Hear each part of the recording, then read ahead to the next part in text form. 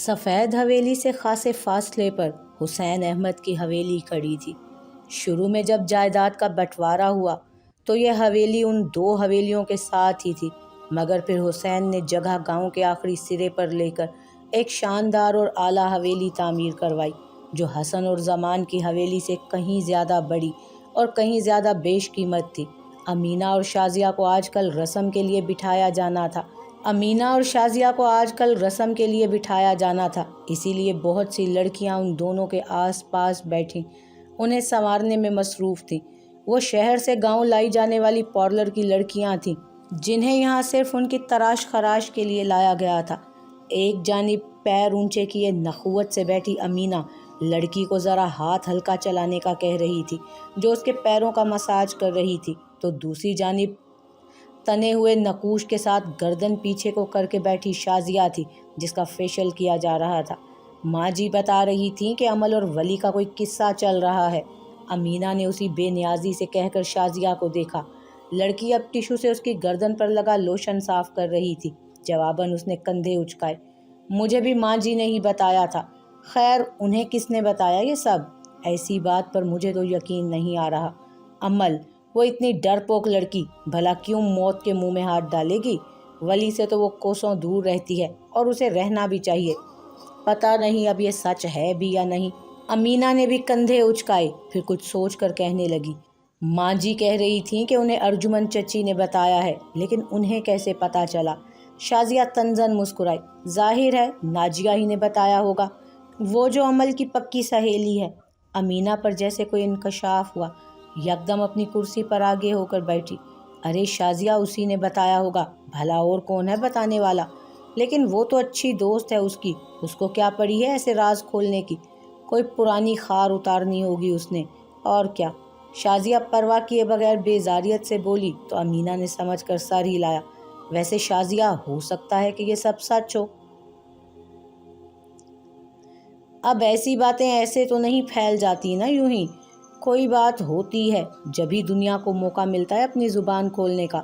بدمزہ ہو کر وہ پھر سے ٹیک لگا کر بیٹھ گئی تھی۔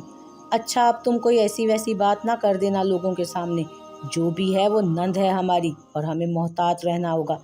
زمان چچا کی حویلی جائیں گے تو خود ہی ساری حقیقت کھل کر سامنے آئے گی، اور ابھی ماں جی کو بھی منع کر دے کہ کوئی بات منہ سے نہ نکالیں، یوں ہی خواہ شادی کا مزہ کرکرا کر دیں گے یہ لوگ، اور میں کوئی تماشا نہیں چاہتی۔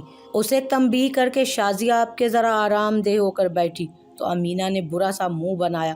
بھلا اس نے کس کو بتانا تھا؟ مگر اب پیٹ میں کھلبلی مچنے لگی تھی۔ اسے کسی کو تو بتانا ہی ہوگا، مگر کسے؟ یہ ابھی اسے سوچنا تھا۔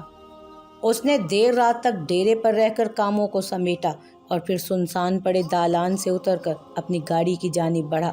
اگلے چند دنوں میں حویلی میں مصروف رہنے والا تھا وہ، اسی لیے زمان احمد کے حکم پر اس نے آج سارے پچھلے کاموں کو بھی نپٹا دیا تھا۔ حویلی کی جانب بڑھتی اس کی گاڑی اندھیرے میں گھری ہوئی نظر آ رہی تھی۔ کچے راستوں پر سردی کے باعث پگڈنڈیاں سنسان پڑی تھیں۔ دفتن اس نے گاڑی کو بریک لگایا۔ اسے محسوس ہوا کہ کوئی اسے دیکھتے ہی کھیتوں میں گھسا ہے۔ اس کے ابرو سکڑے۔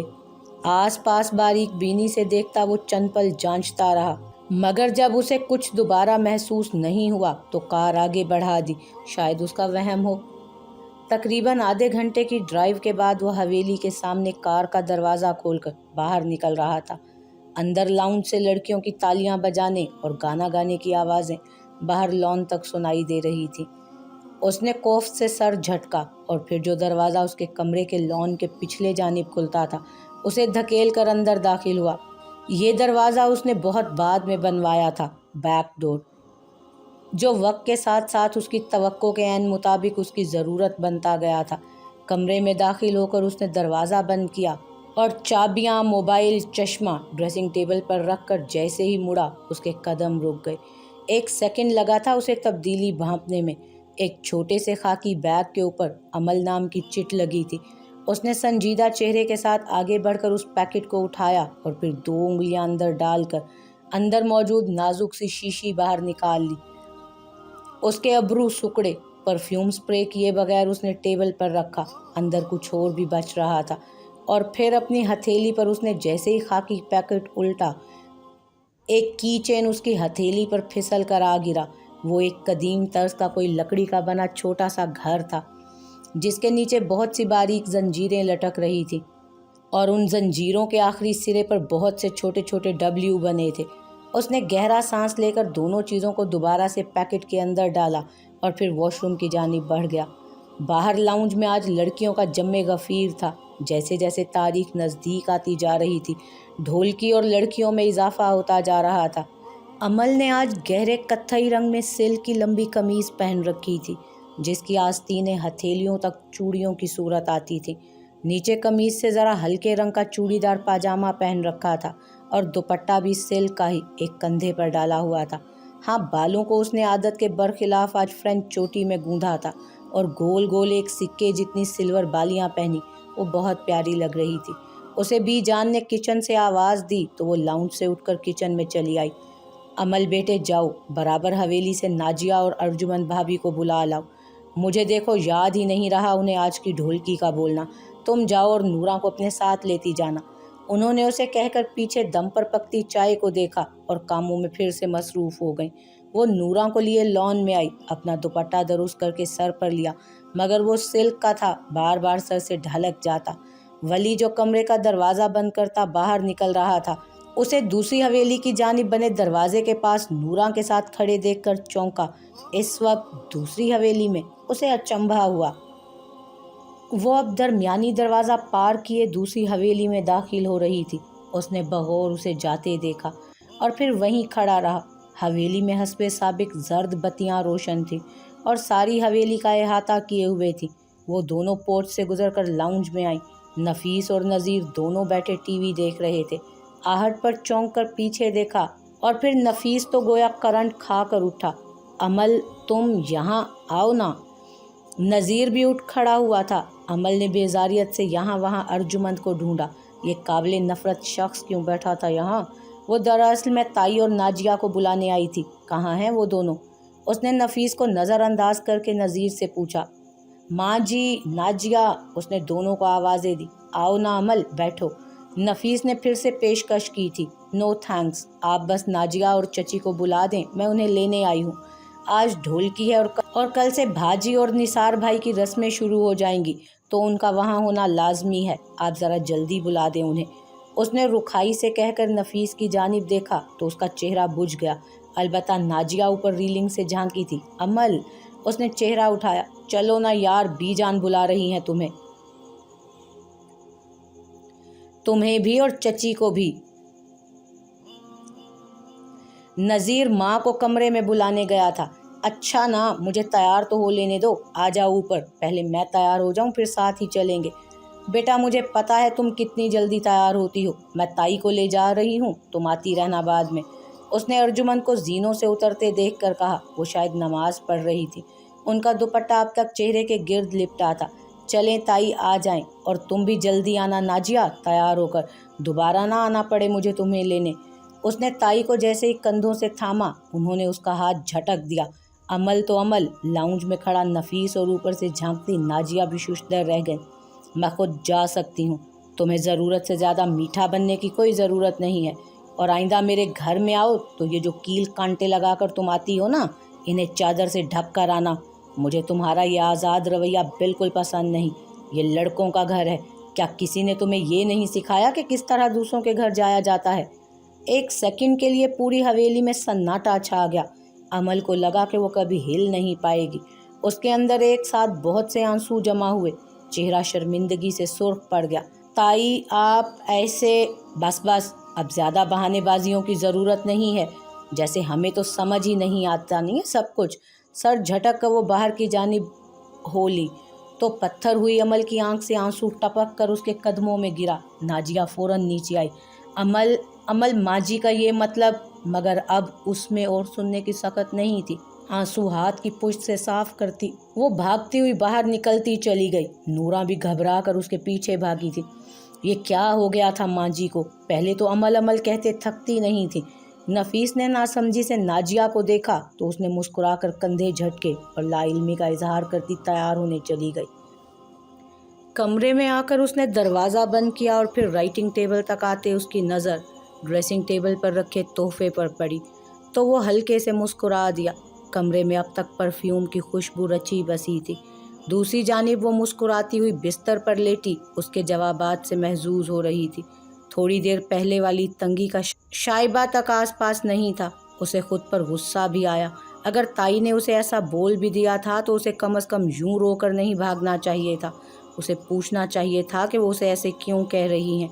कोई वजह तो होगी ना उनके इस रवैये की, कुछ तो होगा ना। आइंदा वो कभी इस तरह भाग कर नहीं आएगी।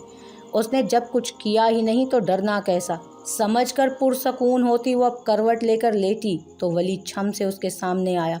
एक मसले से तो जान बच गई थी, मगर अब वो उससे कैसे बचेगी। वो जो अब उसे सारी रात जगाने वाला था, उसका वो क्या करेगी। क्या पता वो भी जाग रहा हो, और हो सकता है वो भी मुझे याद।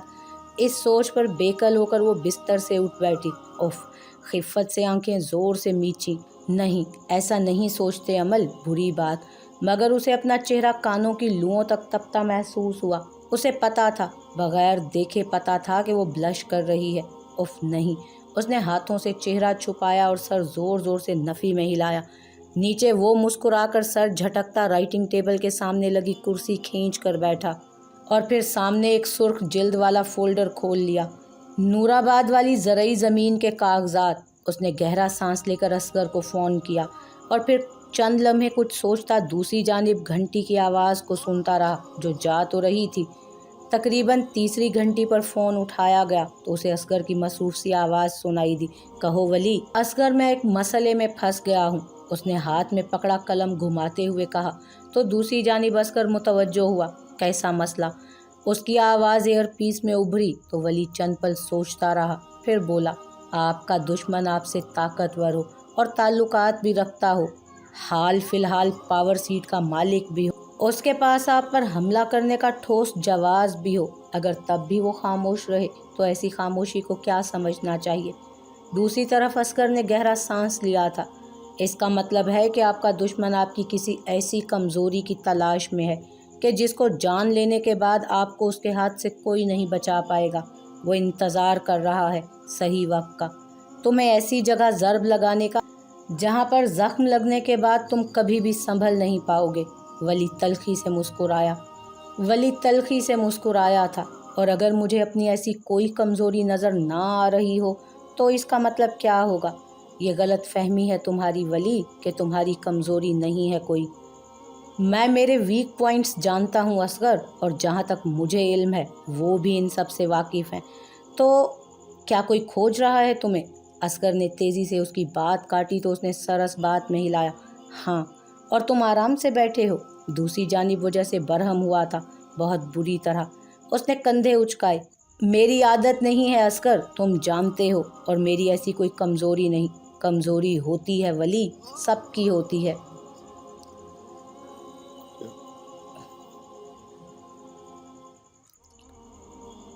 आगे वाले ने उसकी बात काटी थी। मुझे एक बात परेशान कर रही है कि वो क्या ढूंढना चाह रहा है। मेरा माजी उसके सामने खुली किताब की तरह है। वो ये तक जानता है कि मैं किसकी औलाद हूँ। उसे सब मालूम है असगर, सब कुछ। लेकिन वो खामोश बैठा हुआ है और मुझे उसकी खामोशी हरगिज़ भी हज़म नहीं हो रही। तुम्हारी कमज़ोरी है वली, लेकिन तुम खुद उसे नहीं जानते।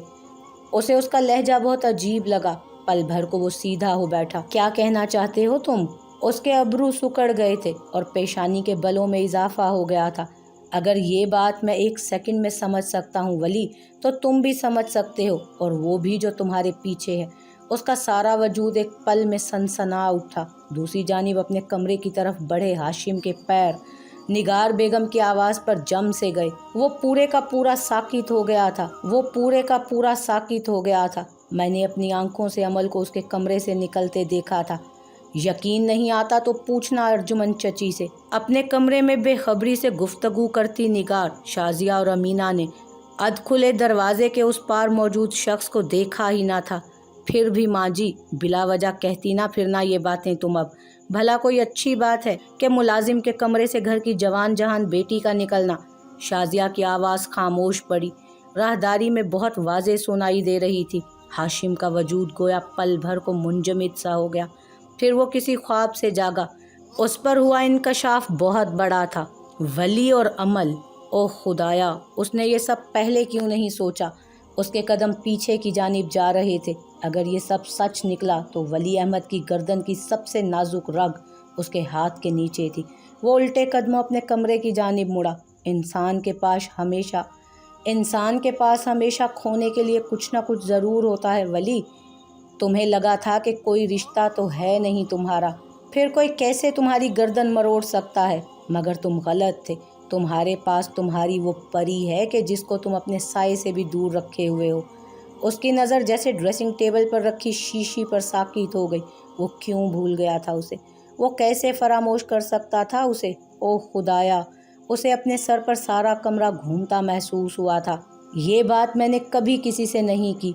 उसकी आवाज़ किसी खाई से आ रही थी। ज़रूरी नहीं कि तुम खामोश हो तो वो भी खामोश रही हो सकता है उसने किसी से इस बात को डिस्कस किया हो, और अगर ऐसा है ना वली, तो तुम बहुत बड़ी मुसीबत में फंसने वाले हो। दूसरी जानिब वो जैसे परेशान हुआ था। अगर वो इस जंग का हिस्सा बनी तो उसके पास सिवाय दुखों, बदनामियों और रुसवाइयों के कुछ नहीं आएगा। उससे दूर रहो वली, उसे खुद से दूर कर दो। उसे झिड़को, डांटो, सख्ती से पेश आओ, जो करना है करो, लेकिन उसे करीब मत आने दो। वो तो गोया बर्फ बन गया था। उसने गलती कर दी, देर कर दी उसने। उसे लगा था कि वो अकेला है तो उसे कोई परवाह नहीं, लेकिन वो गलत था। उसकी बाजी उसी पर उलट गई थी। सब गलत हो गया था और सब गलत हो रहा था। उसने फ़ोन रखा और चाबियां ड्रेसिंग टेबल से झपटता बाहर की जानिब दौड़ा। सख्त सर्दी में भी उसकी पेशानी पर पसीना चमक रहा था। उसने दौड़कर लॉन अबूर किया और फिर पथरीली रविश पर खड़ी कार में बैठकर सन से आगे बढ़ा ले गया उसे।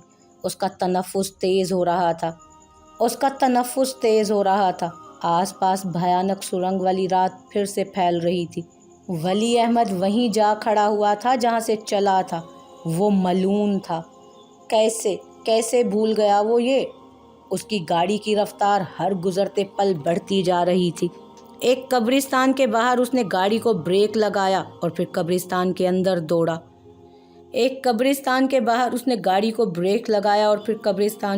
दौड़ा। लकड़ी का छोटा सा गेट हवा से झूलकर अजीब सी आवाज़ पैदा कर रहा था। दूर दूर तक स्याही में डूबी कब्रें ही कब्रें थीं। इतनी तारीकी थी कि उसे बार बार आंखें झपका कर देखना पड़ा। कुछ देर बाद वो उसे एक कब्र के पास अकड़ूं बैठा नजर आ ही गया। हाँ, वो करम ही था। वही करम जो उसे चंद रोज कब्ल मिला था। वही करम जिसमें उसने अपना अक्स देखा था। उसने आहट पर चेहरा घुटनों से उठाकर उसे देखा और फिर तल्खी से मुस्कुरा दिया। मुझे पता था आप आएंगे वली सरकार। वो उस अंधेरे में भी उसकी सुर्ख आंखों को देख सकता था। उस बच्चे को, क्या नाम है उसका, जो भी है, मैं उसे लेकर जाना चाहता हूँ अपने साथ ज़मान। डेरे पर बहुत से काम होते हैं, उसका इन कामों को सीख लेना ज़रूरी है। हाशिम के साथ मिलकर वो काम सीख जाएगा, और फिर अब तो खासा बड़ा भी हो गया है वो। कोई एतराज़ तो नहीं तुम्हें? हुसैन अपने अजली दबंग अंदाज में गोया हुए तो ज़मान ने अचंभे से उनका चेहरा देखा। वो वली को क्यों लेकर जाना चाहते थे अपने साथ? एक वक्त था जब वो उसे इस हवेली से बाहर फेंकने का कह रहे थे, और अब उनकी हैरत बजा थी और भाई का एहतराम भी लाजिम था, मगर वली को वो उनके हवाले नहीं कर सकते थे, हरगिज़ नहीं। भाजी लेकिन आप क्यों ले जाना चाहते हैं उसे अपने साथ? मैं कुछ समझा नहीं आपकी बात को। हुसैन ने ज़मान की हिचकिचाहट पर तेवरी चढ़ाई, ज़रा आगे होकर उनकी आंखों में झांका। क्या तुम्हें कोई एतराज़ है उसे मेरे साथ भेजने पर? ज़मान पल भर को गड़बड़ाए थे। मेरा मतलब है कि वो अभी स्कूल में है, और फिर आपके साथ डेरे पर गया तो उसका बहुत नुकसान होगा। रही उसके काम सीखने की बात, तो मेरा डेरा है ना, वो किस काम आएगा? मैं उसे वहाँ काम सिखा दूँगा। हुसैन के माथे के बलों में इजाफा होता जा रहा था। मैं उसे अपने साथ ले जाना चाहता हूँ ज़मान। वो बच्चा मैंने सुना है कि खासा ज़हीन है और उसका दिमाग बहुत अच्छा है। मैं चंद दिन अपने डेरे पर रखकर उसे जांचना चाहता हूँ कि वाकई वो ऐसा है या नहीं। ये उसके मुस्तकबिल का सवाल है, ज़रा सोचो। मगर ज़मान उस वक्त कुछ भी सोचने की पोजीशन में नहीं थे। वो किसी भी सूरत ऐसे ही वली को उनके साथ नहीं भेज सकते थे। सब कुछ एक तरफ, मगर वो अपने भाजी पर भरोसा नहीं कर सकते थे। वली के मामले में तो हरगिज़ नहीं। ठीक है, آپ اتنا اصرار کر رہے ہیں تو میں ولی سے پوچھ کر جواب دوں گا آپ کو۔ اگر وہ راضی ہوا تو بھلے آپ لے جائیے گا اسے، مجھے کوئی مسئلہ نہیں۔ ان کی اس شرط پر حسین پیچ و تاب کھا کر چلے تو گئے، مگر جاتے جاتے انہیں لان کے ایک جانب کھڑا 14 سالہ دبلا پتلا سا ولی نظر آیا تھا۔ انہوں نے مسکرا کر اسے دیکھا، مگر وہ ایسی مسکراہٹ تھی کہ ولی کی ریڑھ کی ہڈی سنسنا اٹھی۔ اس کی گردن میں گلٹی ابھر کر معدوم ہوئی۔ یہاں آؤ۔ ہاتھ کے اشارے سے اسے اپنے پاس بلایا تو ولی میکانکی انداز میں کھنچا چلا آیا۔ اس کی نسواری آنکھیں خوف زدہ تھیں، سانس بہت تیز چل رہا تھا۔ شام میں اسے زمان نے بلا کر پوچھا تو اس کے جواب پر وہ چند لمحوں کے لیے گنگ رہ گئے۔ میں جانا چاہتا ہوں۔ مگر کیوں؟ زمان شدید حیران تھے۔ بس میں جانا چاہتا ہوں سردار بابا۔ ہو سکتا ہے اس کے بعد میری ذات سکون میں آ جائے، ہو سکتا ہے کہ اس کے بعد یہ سب نہ ہو جو 14 سالوں سے ہوتا آ رہا ہے۔ اس کے اندر بہت آس جڑ گئی تھی۔ حسین کے کہے گئے لفظوں کی باز گشت اس کے ذہن میں اب تک تازہ تھی۔ ٹھیک ہے، اگر جانا چاہتے ہو تو جاؤ، مگر ولی احمد بہت محتاط رہنا، ٹھیک ہے؟ انہوں نے اسے تنبیہ کی تو اس نے کمزور سا سر ہلا دیا، اور تب سے ہی اس سب کا آغاز ہوا جس نے ولی کی ذات کو توڑ کر رکھ دیا تھا اندر تک۔